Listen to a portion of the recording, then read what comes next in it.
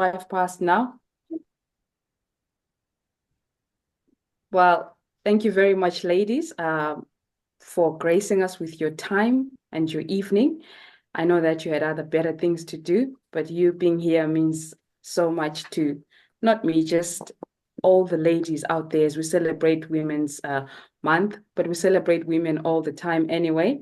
But this particular session is to celebrate Women's Month. I am graced here by amazing women who have gone through challenges, who have shown resilience, who have shown strength, who have shown power. They have given women a voice. They have given women a platform. They have given women a chance to know that anything is possible out there. We have with us a singer, a songwriter, a guitarist, Gugu, and she's right over there. And we have with us what we call a community development practitioner, a lady who has given women a voice, a lady who fights for women's health. Tina, she's with us. And we have with us here a hiding artist. I'll start that way, but that's not what she's doing. And a teacher who, unfortunately, I had to wake up at 4 a.m. because she's in Japan. My apologies. So I'd like our guest speakers, I'll give our guest speakers the platform now to introduce themselves. I'm looking at them according to my screen, and the first one is Nonti. Hi, Nonti. Hi, good morning, Ka. Oh, good evening, Ka. How are you? All right, And you. good evening, everyone. Good evening, everyone. My name is ndebeleculture. Thank you. Yeah, I'm a teacher and a hiding artist, like she said. I paint sometimes, and I like to write as well. Thank you. Thank you, Nonti. And our next one is Gugu. You're on mute, Gugu. Tech has done it again. Hi. Hi, everyone. Can you hear me? Yes. Okay. My name is Gugu, aka iBhubesikazi, intombi yakoSibanda uvodlozi umthathelisi lwathamba. ISibanda esasela amabala sayibike enkosini.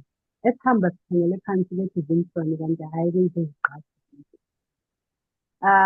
I'm a singer, songwriter, like Karen has already said, and I'm an acoustic guitarist.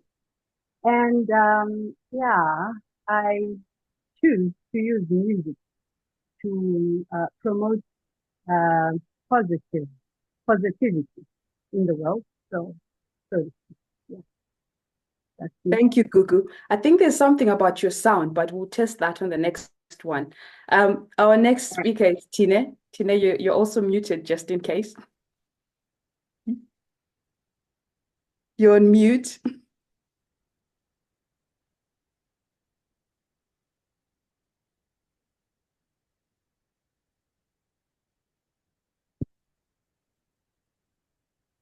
Ooh. Hi, Yes. can you hear me now? Yes, we can. Yeah. Hi, how are you? I'm all right, Tine. How are you this evening? Nice to meet all of you. My name is Tinebo Matabanato. I am a community development practitioner. I'm an author. I am very passionate about women's empowerment, especially in the health space. And I will explain why later as we get into the conversation. I'm also very, very passionate about women using their voices and changing the narrative by telling their stories. Thank you very much, Tina. Thank you for that. Thank you. Now that we have the introductions, let's get right into it. We spoke about how we're speaking about women of strength, of resilience. Now let's hear their stories as they are. I'll start off with COVID. We know how COVID affected quite a lot of us, our families, and everything else around the world. And I'd like to hear how Nonti navigated around this very difficult time. Okay, thank you so much for the opportunity. So I think all of us know that COVID affected us impacted us differently, basically, So basically for me, it was at a time when I had started plans to leave Zimbabwe at the time. So it was very, I was very excited about that. I had left like a really good job in December of the previous year. I had like a very good job in a non-profit organization. So, and we know that in Zimbabwe, those are really good paying jobs, you know? So I left a really good paying job and in a space that I was really passionate about as well. It was also women's rights, sexual and reproductive health and rights. So it was something that I was really interested in. But at the time, I was just thinking, you know, with Zimbabwe, things are not always going to be good, you know? So today you may have a grant, but tomorrow it's probably going to go away. And I felt like I was young enough to be able to move at the time. So I wanted to take that opportunity. So I had plans to leave in April of 2020. I was supposed to go to Austria. So when COVID happened, I was literally in South Africa. I just finished my exams, my language exams, and I was supposed to go for my interview the very next week, for my visa interview the very next week. And, you know, suddenly everything was shut down. You know, everything was just, there's nothing moving and no one's saying, oh, it's fine. You can wait for another week. You can, you know, you can do this. So eventually I had to go back home, like just before, you know, the borders closed and everything. And it was very difficult for me as well because I hadn't I hadn't really lived at home with my parents in a very long time. You know, I kind of left for boarding school at 12 and then it was uni in another city and then, you know, so I hadn't really lived with my parents in a long time. I hadn't lived at home in a long time. I'd always had my own space and stuff like that. So for a couple of months, I had to stay at home. I didn't have a plan because I didn't know what I was going to do, you know. I couldn't go back to my job because, I mean, I had resigned. So I couldn't say, hey, guys, I want to come back. And also at the time, no one knew what was going on. So they were also closed down. And, you know, so I had to figure out what to do with myself. So I think I stayed at home for about 3, 4 months. And then, you know, I had a job interview in the literary space actually. But I didn't get the job. So I was very sad about that. But fortunately, the lady who had interviewed me then offered me something else. She said, oh, I have something part-time. I really liked you in the interview. We just went with someone else, but I have something that you can do part-time. And then I started doing that part-time. And then I decided it's best if I just go back to Harare because, you know, to be honest, I just knew that at home there were no opportunities for me. So I went back to Harare and I lived there for a bit and for some time. So, but during all of this, you know, all these things were happening, like externally, this is what I was doing.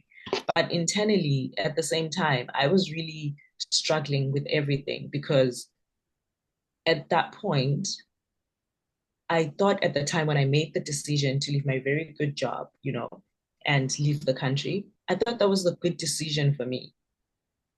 But then suddenly, you know, everything was just not working out. And for some time after that, even like, you know, maybe even a couple of years after that, I felt like I could no longer trust my own decision making. You know, Yeah. I felt like I always had to rethink, like, is this the right decision for me right now? Like, you know, even with small things, it really did something to me at that point. I had to start, you know, deciding, like I had to start figuring out, is this the right decision? But what if it's not the right decision? But the bad thing is, you know, regret is a very bad storyteller because at that point, you know, when you make that decision, it's the right decision. It's the right decision for you, you know. So yeah, but after that, I got another job working at a restaurant. And that was a very difficult job actually, because I had to, sometimes I would have to get home at like 10 p.m., you know, and I'd have to walk like a really long distance to get to my house. And at some point, I remember the lady that I stayed with, my landlady, she was a very great lady. She would always wait up for me. At some point, I would get home and I would tell her that I feel like I'm being watched, you know. I feel like someone knows that there's a person who drops off around this time every day and walks in the dark. It can get dark, you know, like it was, Yeah. And there were times when I was, there were times when I would really cry and just ask myself, like, what is this that I'm doing? Like, is anything ever gonna get better from here? I remember telling my best friend this one time, there's a song, I am sure all of us know it, I Hope You Dance by Leanne Warwick. Diane Warwick or something, yeah. So the song, we used to love the song. My best friend and I used to love the song. But there was a time when I couldn't listen to that song without crying. It made me sad because I felt like I was wasting away at the time. But by some luck, I managed to pull myself out of that space, and mostly because of the support that I had from friends and family, from other women basically. Yeah. And yeah, I feel like right now I'm in a better place altogether, mentally and obviously physically as well. So yeah, thank you. I think that's So basically what it. changed? You're saying that your decision making was in doubt. What changed your mindset about that? To be honest, I don't know, I think I just realized that maybe I was using that as a crutch as well to not make better decisions, Yeah. to be like, oh, but, if I make another decision, what if it turns out like that one? But at the same time, that was like keeping me stuck in one place, and then I just made small decisions, small decisions, small decisions, small decisions until, yeah, because like right now as well, I left another good job, another pretty good job to come here. But when I did it at the time that I did it, I was thinking to myself, oh my God, what if the same thing happens? But again, I have a very great best friend, and she was like, you know what? If you don't go now, you're probably going to regret it in a year. And it's been a year now, and I'm thinking, if I had not left, I was probably going to be regretting right now. So, I think also the advice from friends, people who care about you, pulling you through helps. Yeah. Right. You hold on to that thought, Nonti. When I come back to you wrapping this up, I'd like you to give out a lasting message from what you just said. But right now we move on to Gugu. Hi, Gugu. Is your sound better now?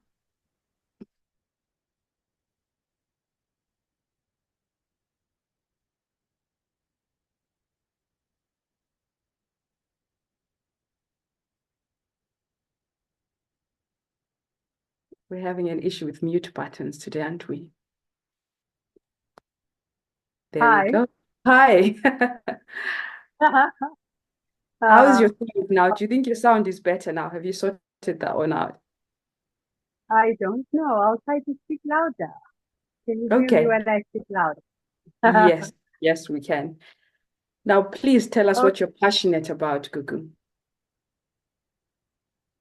Well, I'm passionate about a lot of things, but the most important thing to me, I guess, is creating a legacy with my music. Like, I want to be remembered long after I'm gone for the message that I shared through my music. And the thing that I'm most passionate about, I'd say, at the moment is raising awareness against gender-based violence. I actually started I'll call it a movement called Hear Me Roar. Hear Me Roar because iBhubesikazi and I roar.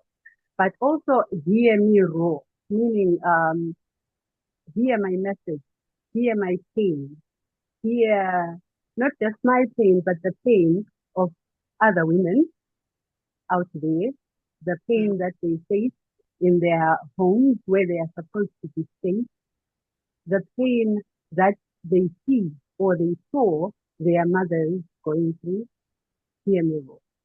But then hear me roar as in women can rise from all that pain and actually roar and be heard, roar against all that pain that, um, you know, they've been put through in their life. So that's kind of me in a nutshell. That's very powerful. Thank you, Gugu. And I know that you were on tour recently. Could you tell us a little bit about your tour?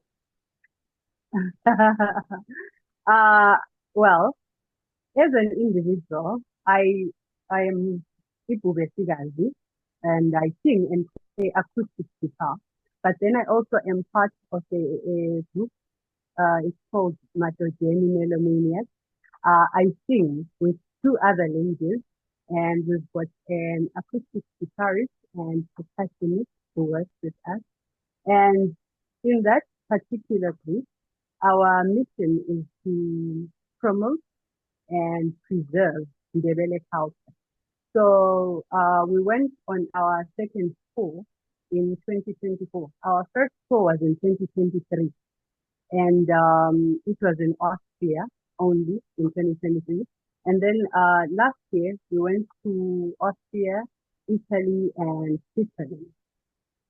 And it was amazing being able to speak to people who didn't understand our language through our music and have them enjoy listening and watching us perform in a language that is not understood by them. It was a powerful message. It shows that music can actually break barriers. That's why I'm so passionate about sharing a positive message through my music, because I've learned over the years that music can actually change mindset for the better. So, yeah. Thank you for that, Gugu. Thank you very much. And for those who do not understand the language, iBhubesikazi is a lioness. I'm right? Yes, it's a All right. Thank you for that, Gugu. Now, Tine, please talk to us. Hi, how are you? Hi. Please tell us about your passion. I'm very passionate about women's health. And when we talk health, I think the first thing we would think about or should think about is sexual reproductive health. For me, it's a very personal story because I've lived with endometriosis for about 20 years. Endometriosis is a condition that affects 1 in 10 women, and it occurs when tissue that is similar to the lining of your uterus grows outside of your uterus. And something that a lot of women go through, especially African Black women, is that we have been groomed and traditional norms, etc., have told us that pain is normal. A very painful period is normal. Maybe you may know, or we may know people who have periods where the whole house, the whole school, the whole office knows, oh, she's on her period again. And many, many years ago in the 1800s, they used to call it hysteria, right? Even now, quite recently, there was an interview that was done in Australia where this man said, oh my gosh, endometriosis, fibroids, polycystic ovarian syndrome is all made up. But it's actually a very painful lived experience. I've had 4 operations because of endometriosis. I have chronic pain, which means I am in pain every day. I'm actually wearing my t-shirt that says endometriosis warrior. And we call her the warriors because really imagine having almost what's like period pain every day. And another thing is that it takes about 7 to 10 years for women to get diagnosed with this disease. What often happens is women go to the doctor, they go to the ER, and they're told, oh, it's normal. You know, traditional healers also will tell you, once you have a child, the pain will go away. But it's also one of the leading reasons and causes of infertility. About 50% of women with endometriosis have infertility. And for me, it was from when I was 14, 15, till now I'm 34, dealing with this disease. It can be so bad that it can fuse your organs together. Endo has been found in every organ except the spleen. So it can get so bad that it can grow to your brain, to your teeth, to your lungs. And we are still in a space where they say that this is normal. So, one of my biggest mandates and what I do with my work and my foundation is speaking about period pain, speaking about women's health, speaking about what is normal and what is not normal. And pain is not normal. It is not. There's always a reason why you have that really bad period pain. There's always a reason why you are missing school because you're on your period. There's a reason why you are missing work because of your period. There's a reason why you've been trying for a baby for years and it's not happening. And it is not all in your head. So that's mostly what I drive. With that also comes in, women's rights, gender equality. A lot of women who are incapacitated with pain also become victims of gender equality because they're so vulnerable. They end up depending so much on men because a lot of women have endometriosis, cannot work full time. Many women have had to stop their careers, their school. And so some of them, not all, do become victims of gender based violence. So my objective in life is to let women know that it's okay to speak up about it. A period is a normal process, natural process that all women will go through. But when things are bad, it's okay to say things are bad, and it's okay to advocate for yourself as well. It's actually necessary that we advocate for ourselves because women are dying. You know, maternal health is, yeah, prioritized, but not as much as it should be. So that's basically what I do, what I'm very passionate about. I want women to feel less alone because it can be a very lonely journey. And so just to have women come together and for them to feel like, oh, me too, I've also gone through this, is really what drives me. Wow, that's quite a I think you've just educated most of us here, Tine. Yeah, I'm quite sorry to hear that you've gone through such a journey. Oh, When no did you problem. when Thank you. did you when did you realize that you needed to let it known out there how this has an impact on people? It was when I eventually got my diagnosis. So I went back and forth with doctors. And at some point, I actually thought, okay, maybe there's something wrong with me. But you could visibly see I was losing weight, I was bleeding for months on end. And then I eventually got a diagnosis, but I had to like go to a whole other country to get this diagnosis. And that's when I realized there's such a huge gap. We don't talk about these things. Women silently go through their periods. We hide our pads. We don't even have conversations amongst ourselves with our friends. Like, how is it going for you? It's an odd question. How is your period? It's a very odd question. But what people don't realize is that when we then talk about it, it then frees someone else. Another woman is able to say, oh, okay, I've got that. Or, oh, my sister goes through that. Oh, my cousin goes through that. That way we can also ensure that women get early diagnosis. Wow, thank you so much for Yeah, that. Thank you thank so you. much, ladies. I think we're all in awe of the things that happen out there in the world that we're not even aware of. This is why Mm, we bring out such ladies that you're seeing today. These are humble ladies, but the things they do behind closed doors are amazing. And I would like each of you ladies in our closing statements now to just give a message about your journeys and about how you can inspire generations to come from what you've gone through and what you know of what you've gone through in just short sentences. I'll start with Google. She's at the top of my screen.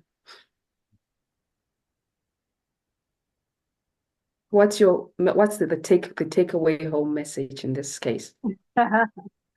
Well, I would say, based on what I've been through, never ever think that the challenges that you face are meant to break you. They are not there to break you. They are meant to make you better. For me, I've faced so many things, and in music, uh, especially.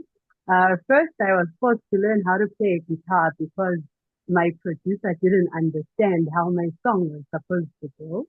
And now, currently, I am actually forced to learn how to dance because I'm trying to share my culture with people who don't understand it. So I need to learn how to do all aspects of it so that I'm able to better share the culture in a holistic way. So challenges are not there to break you. They are there to make you the best version of yourself. So Thank you yeah, for that, I think Gugu. that's it. Yeah. Thank you for that, Gugu. Nonti, you're next.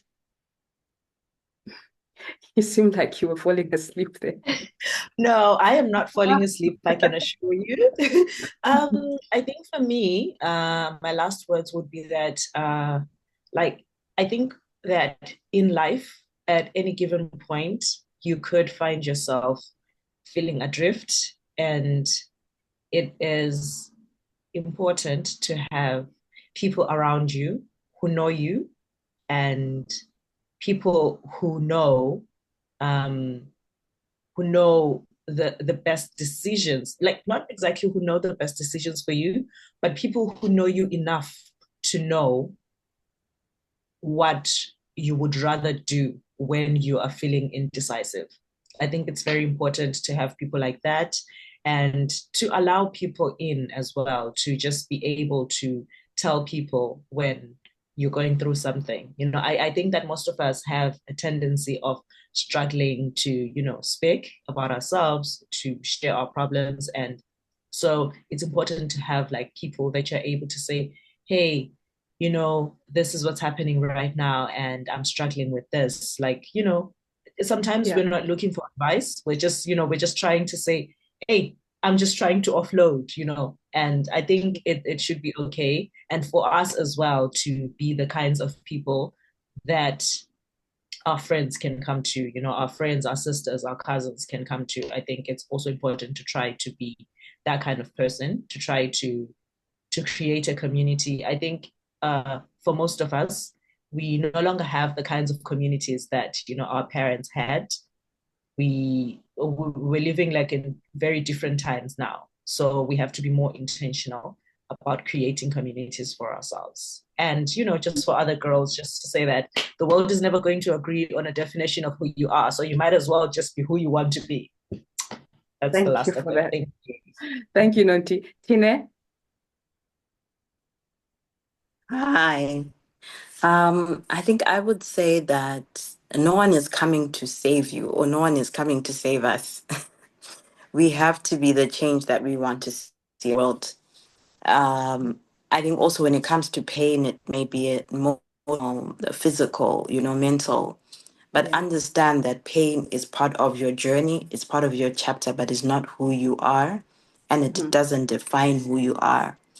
I believe that people should embrace every version of them, the strong you, the crying you, the depressed you, the one that's in pain.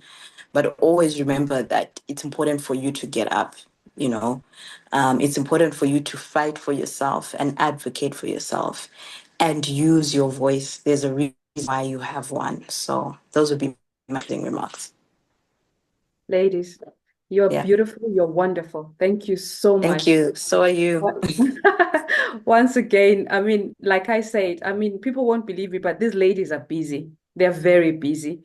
One of them had to wake up at 4 a.m. She's in Japan.